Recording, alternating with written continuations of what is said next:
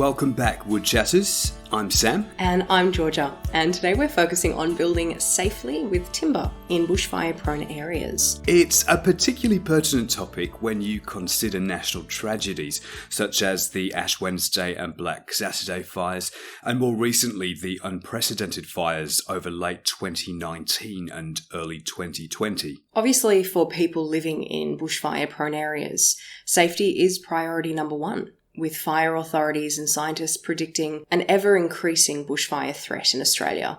Building with fire in mind has become an essential part of responsible construction. This episode of WoodChat is all about providing education, information, and addressing some misconceptions to help these communities build resilient homes. And there are a number of misconceptions around timber that have left some members of the construction industry and the public with concerns that wood is not a safe option for building in areas where the bushfire threat is high. However, this is not actually the case. Today, we'll be discussing what's possible with timber and construction in these areas and what's not. Plus, our guests will share some of the work Forest and Wood Products Australia does to educate and support communities, as well as building and design professionals on these matters. First up, we spoke to Boris Iskra, National Codes and Standards Manager at Forest and Wood Products Australia, to find out more.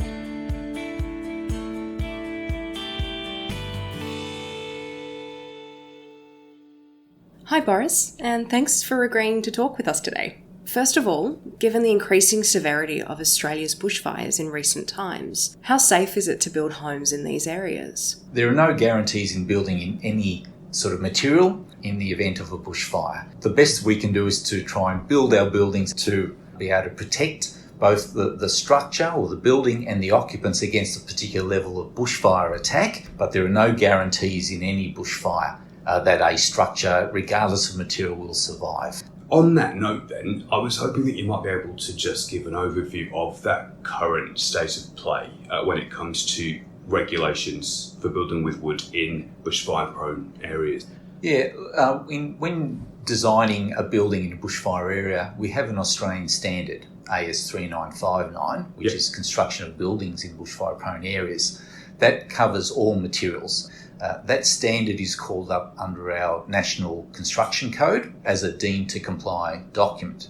So if you're building in an area that's declared bushfire prone, this standard then becomes a document that can be used for the design of buildings. So the National Construction Code can also have at a state variation, and then also at a further level, at a local government area, there can be additional requirements. So how should owners go about navigating that? My first response to someone looking to build or design in an area is to talk with your local government authority, your council, your shire, to find out what are the requirements for building in that area. They would then be able to inform you whether or not the Australian standard in its entirety is adequate, or whether or not they have any additional bushfire management requirements that you need to adhere to. And so then the advice that the local government area would give, is that very much based around the bushfire attack level? They are intertwined. So the Australian standard AS 3959 is a document that actually enables you to determine what your bushfire attack level is. Right. So the standard has basically two aspects to it. One is determining the bushfire attack level. That's all about the type of vegetation, the slope of ground, how far you are from that vegetation. So, the further away you are from, say, a forest, the less heat would be generated or onto your structure, onto your house. And then also where you're building in Australia, we have different what are termed fire danger indices. So in Victoria, it's with our native forests, very high fire danger, as opposed to you go further up north into Queensland where they have sort of rainforest type areas where there's a lower fire danger index. So the bushfire standard, the first step is you work out your bushfire attack level. Then you can look at how do I build my house and what materials are compliant with the standard. What are some of the common myths and misconceptions around using timber in construction, particularly in bushfire-prone areas? We all know that timber will burn in a fire event. The thing with timber products is that we know how they burn in terms of their performance in fire. So we can actually design using timber properties to actually meet the performance requirements of the standard. So for instance, the example I give to people, if you go off camping and you have a campfire, you need to start with little twigs and branches to start building the fire. But once you put a large log onto that fire, it will then start to char. That char then protects the remaining timber, and the only way that timber will burn is if you poke at it to break that char away. So timber's mechanism, protection in fire, is to char. So if you build a timber house, a weatherboard house in a bushfire event, you'll need to accept that there'll be some charring, but that's about the level of it, the lower bushfire attack levels. As we move up the bushfire attack levels, you end up to a point where your house can be immersed in flames. At that level, we wouldn't be using timber on the outside of the building, but we can do fire-rated systems that can use timber products. So there's different ways of different applications for timber based on the bushfire attack level. Correct. But fundamentally, it's not a fair assumption, as many people may make the assumption that wood or timber should be avoided in those areas. Look, we know how timber performs in a fire. It's all about the detailing of our houses and structures. So under the bushfire standard, we can actually use a lot of timbers in the lower bushfire attack levels, and maybe I'll just quickly spell out what those levels are. So the least bushfire attack level is known as BAL 12.5. Okay. The number refers to the amount of heat that's given off the fire. So it's 12.5 kilowatts a square metre. The next step up is BAL 19, and then the step up from there is BAL 29. Then we move to BAL 40, and the last one is BAL flame zone. Right. So flame zone, you can imagine, is right up against the forest, where we can literally have flames licking the house. Yeah. And at that extreme then, would there be an appropriate use of timber somewhere in that construction? We can use timber systems at the extreme end. Now, the first comment I should probably make about building bushfire areas is that anything within the envelope of the house, so the timber frames that are used to build the house, any internal timbers such as flooring, cabinetry, skirtings, architraves, doors, they can all be used. When you're building in a bushfire area, there's no limitation on the use of timber products internally. The focus is on looking from outside. What we're interested in doing in a bushfire area is protecting both the structure and the occupants from ember attack and from radiant heat. At the lower bushfire attack levels, there are approved timbers that can be used for all elements. So for wall cladding, for windows and doors, at BAL 12.5 and 19 are our common timber species that we can use. They need a density. There's a density limitation. So for wall cladding, there's a density of 750 kilograms a cubic metre or greater. That wall cladding can go from your top of your wall all the way down to ground level. If you stop that wall cladding 400 millimetres from the ground and put something like a fibre cement board or a corrugated iron above that 400 mils, you can actually use whatever timber you like. At BAL 29, that's where timber in effect cuts out from the way we traditionally install timber weatherboards. Yep. But there are 7 hardwoods that are nominated in the standard that can be used in compliance with the standard. And just breaking off there for a moment, for anyone curious about the names of those 7 types of timber, they are silvertop ash, black butt, river red gum, spotted gum, red ironbark, mabow, and turpentine. And with that, back to Boris. So those 7 can be used at BAL 29, but also can be used at the lower BAL levels. Yeah. When we go above the BAL 29 level, from a timber perspective, it's then a tested system. For a flame zone, the wall needs to meet what's termed a fire resistance level. That fire resistance level means that wall needs to withstand fire for half an hour under a furnace test. Perfect. So it's all in kind of how it's used and what it's used in conjunction with. Correct. How is Forest and Wood Products Australia working with the construction industry and consumers to educate them on how timber can be appropriately used to build in bushfire-prone areas? Look, Forest and Wood Products Australia has a program referred to as Wood Solutions. Wood Solutions is a program that develops up information for the market and for specifiers and designers. So as part of that program, we go out and talk to key design groups, but also through seminars and conferences. We'll go out and make some formal presentations and talk to people about what the requirements are and how you can use timber in compliance with that standard. And the Wood Solutions website itself has a lot of good technical information on there that's available to all designers and the general community looking for information about how to use timber. And there is a calculator even online, is that right? Where you can actually do the sort of investigations by area? Yes. Look, so a calculator was developed as a means to provide people information about what the bushfire attack level is for where they're proposing to build. Yep. The reason that came about were people were a bit confused about what the bushfire attack levels were in the early days. So this calculator was developed in accordance with the standards. And what the calculator enables you to do is to look at where you're going to build.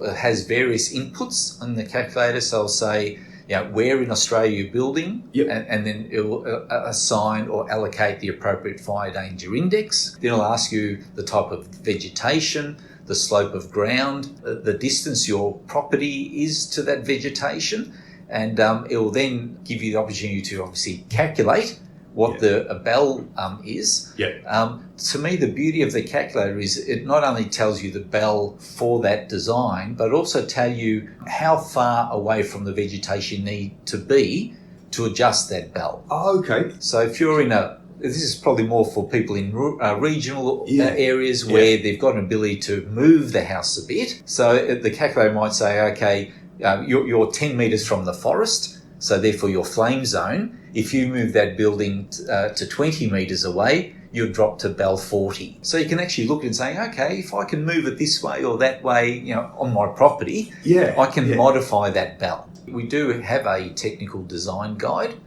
for building with timber in bushfire-prone areas. So that's our technical design guide number 4, and that goes through all the different bells and all the timber solutions for the various bells. It's also freely available, so there's no cost for that guide directly through the woodsolutions.com.au website. How has the education been received by the community and the industry, and have you seen it being applied? Yes, I have, and recently I gave a presentation at a bushfire conference in the Blue Mountains, and I had a couple of people come up to me afterwards, and there's one that stands out was an architect came up to me saying, I really appreciated your presentation because I wasn't sure that I'd be able to use timber products on my house, and you've really given me some great information. So that's what I find very valuable in hearing back from people listening to the discussion, to give people the ability to actually build where they want to live. They want to live in natural environments, which can be hazardous. In Australia, our forests need fire to regenerate. Our forests will always burn, our native forests. It is part of the natural environment. There's clearly a lot being done in this area by FWPA to provide educational resources. We also wanted to speak to an architect who builds in bushfire-prone areas to get some insights into what concerns they tend to hear from clients and how they respond. I called Nigel Bell of Eco Design Architects and Consultants to have a chat. How often would you come across a client who might have concerns at the mention of using timber in the construction of a property in what might be classed as a bushfire-prone area?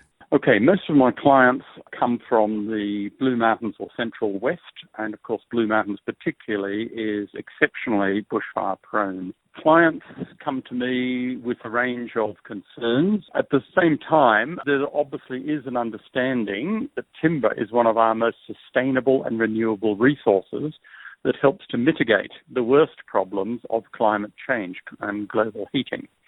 So it's a mixed bag. People want an interesting house. They often want timber as well as natural light and ventilation and a range of things, but most of my projects are bushfire prone to varying degrees, And increasingly, I'm getting the extraordinarily difficult ones, which is perhaps a new house or a major alteration on a bushland block where the environmental protection legislation says, minimise clearing, or you can't clear, you have to maintain bushland quality, you have to do flora and fauna impact statements. That is contradicted by the much more black and white regulations of bushfire resistant construction. So the challenges that you face aren't always from the clients, but often from the regulations that you have to work around in the design process. Yes. The key matter is there is a real contradiction between the bushfire requirements, where obviously defendable space around a building is seen as fundamental, and the further away the natural vegetation is, the lower your bushfire risk. Now, the trouble is that in the mountains particularly, most residential blocks aren't large, and you can't get a big asset protection zone, a big separation between bush and the house. Many projects get caught in regulations, and usually the client has no idea. They've bought a house, and only when they come to someone like me do they realise that all the bushland they love, the trees overhanging the house, that is exactly what the bushfire regulations do not permit. Do you think that wood being a safe and viable option in certain circumstances in a bushfire-prone area comes as a surprise to some people? Yes, to some degree, because most people have little or no concept of how readily timber can be used or not used in a bushfire situation. Yeah. The far too simplistic norm is, timber will burn, therefore not good enough. That is a very naive position because, as I said earlier, timber is one of the most sustainable, renewable, and best resources we have that locks up carbon, gives off oxygen, unlike almost any other building material. So we should be using timbers to the fullest extent reasonable and possible and financial. Do you have a sales pitch, as it were, to win people around and change perceptions around building with wood in these sorts of areas? Well, I'd be pointing out that timbers, hardwoods and softwoods have been regulated for many years. We know what their fire performance is.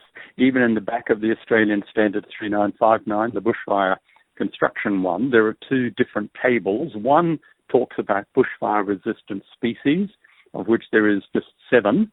And then there is a list of 40 or 50 other timbers that can be used, Australian hardwoods, up to BAL 29 without any reservation at all. For many years, the timber industry has been looking at ways of impregnating hardwoods and softwoods anyway to make it further fire retardant than the bare timber would be. And once you've presented people with the facts, are they then quite easily won around?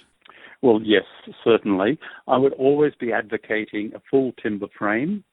I would be advocating the use of selective timber internally. But when it comes to the outside, yes, that's the harder sell.